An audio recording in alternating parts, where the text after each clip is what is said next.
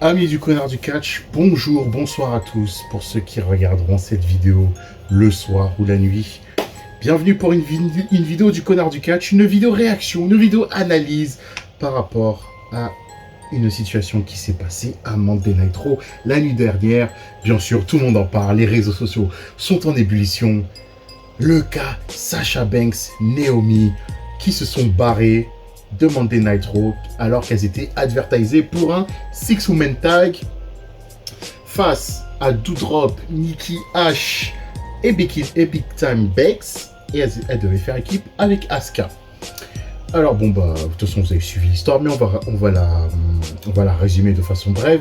Apparemment en plein show, Sasha Banks et Naomi se sont pointés dans le bureau de John Laurinaitis. Elles ont posé leur ceinture dans le bureau de Johnny pour lui signifier que, en gros, bah, elles sont pas respectées, hein. Elles sont pas respectées, et voilà. Et au final, elles sont barrées. Je grossis le truc, mais c'est à peu près ça. J'ai tout. De toute façon, sur Twitter, il y a deux camps. Il y a un camp qui excuse Sasha Banks et Naomi. Pour dire, bah, entre ce qui est vrai, c'est que elles sont pas respectées. Elles sont pas respectées. Elles sont championnes par équipe et franchement, c'est pas la folie, les titres par équipe. Et il y a un autre camp qui dit qu'elles sont pas professionnelles. Moi, je vous dis clairement, je suis dans le camp qui dit que Sasha Banks et Naomi ne sont pas professionnelles. Et de toute façon, j'aimerais leur dire, si elles regardent cette vidéo, bien sûr, un jour, Naomi, Sasha Banks, les yeux dans les yeux, vous vous attendiez à quoi? Vous vous attendiez à quoi? Vous croyez vraiment que les titres féminins par équipe qui ont été créés depuis 2018, fin 2018, vous croyez que les titres féminins par équipe servent à quoi? Ils ne servent à rien. Donc c'est maintenant qu'elle découvre l'Amérique, sachant que Sasha Banks est une récidiviste. Sasha Banks, c'est pas la première fois que, entre guillemets, elle fait des bouderies en coulisses. Souvenez-vous, avant WrestleMania 35, des dirt sheets nous annonçaient que Sasha Banks et Bayley avaient été prévenus qu'elles devaient perdre les titres par équipe au détriment des Iconics dans un four-way match où il y avait entre autres Natalya et Beth Phoenix à WrestleMania. Et apparemment, Sasha Banks et Bayley n'avaient pas accepté ça et apparemment à l'hôtel, elles s'étaient roulées par terre, elles avaient fait un peu les gamines.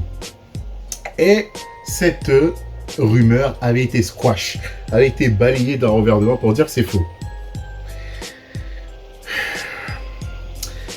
Si je me souviens bien, de toute façon vous pourrez rechecker sur le WWE Network, lorsque Sasha Banks avait fait son podcast avec Stone Cold, elle n'avait pas vraiment démenti ce truc.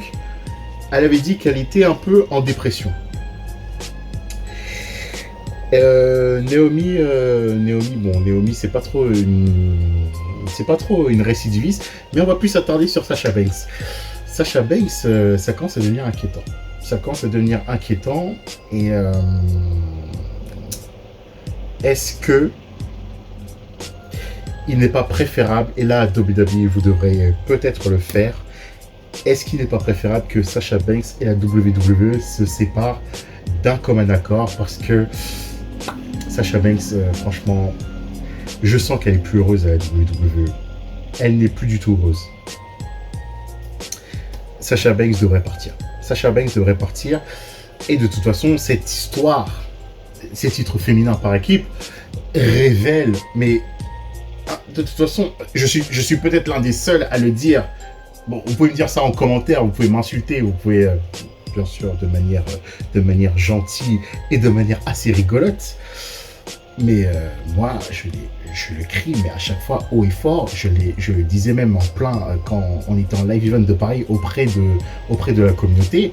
La division féminine à la WWE est en train de régresser. Tout court. Et de toute façon, les titres féminins par équipe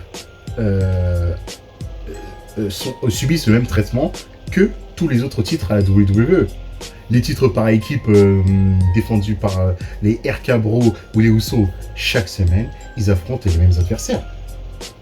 Là, encore une fois, on a encore servi un Jimmy Uso contre Matt Riddle 1 contre 1. Donc, est-ce que vraiment Sasha Banks et Naomi découvrent l'Amérique, sachant que elles connaissent très bien le roster féminin à la WWE et que les titres par équipe féminin ne tiennent pas la route. Les titres féminins devraient être supprimés là, à l'heure actuelle.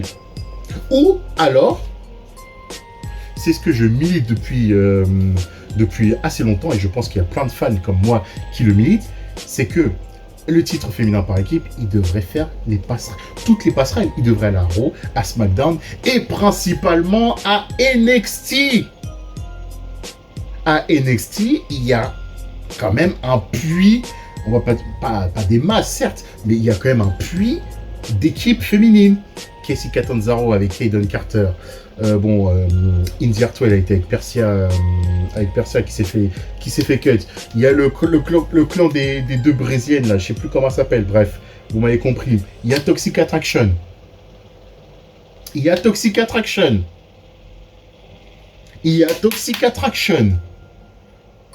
À Raw, SmackDown, il y a quoi? Shayna Baszler, Natalia. La pseudo-équipe, en fait, qui est pas une équipe, avec Nikki H et Doudrop. C'est quoi? Il y avait avant, il y avait Rhea Ripley, Liv Morgan, bref.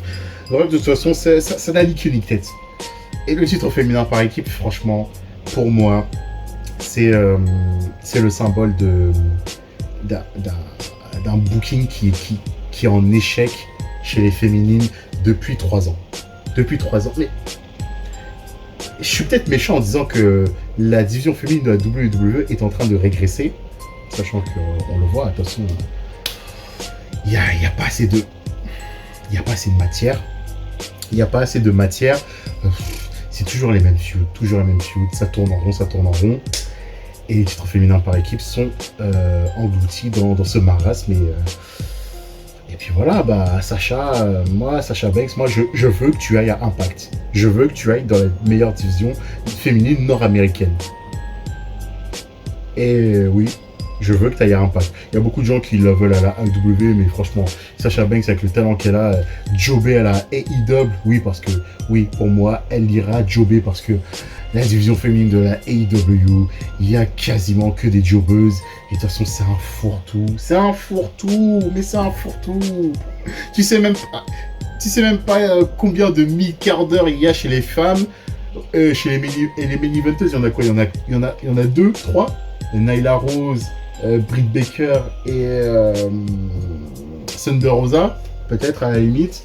Et le reste, c'est un fourre-tout. T'as un tel qui a Dark. Par exemple, Rubisso qui nous a fait un sketch quand elle arrive à la AEW. Ouais, c'est incroyable, le vestiaire mania. La meuf, elle est à Dark Elevation. À l'affront de je sais pas qui, une catcheuse qu'on connaît même pas, qui est paumée dans le circuit indépendant. Alors que Rubisso, on l'a tout de suite normalement propulsé entre guillemets dans le main event quand elle avait gagné un Casino Battle Royale à All Out pour avoir un match de titre féminin. Il n'y a pas de cohérence. Alors là, la division féminine de la AEW n'a pas du tout de cohérence. La WWE, on peut les critiquer, mais la AEW, chez les femmes, c'est un fourre-tout. C'est pour ça que va Impact. Impact, c'est structuré. Tu sais qui sont les main eventeuses, les mi-cardeuses, et en plus, ils savent bien utiliser les OG.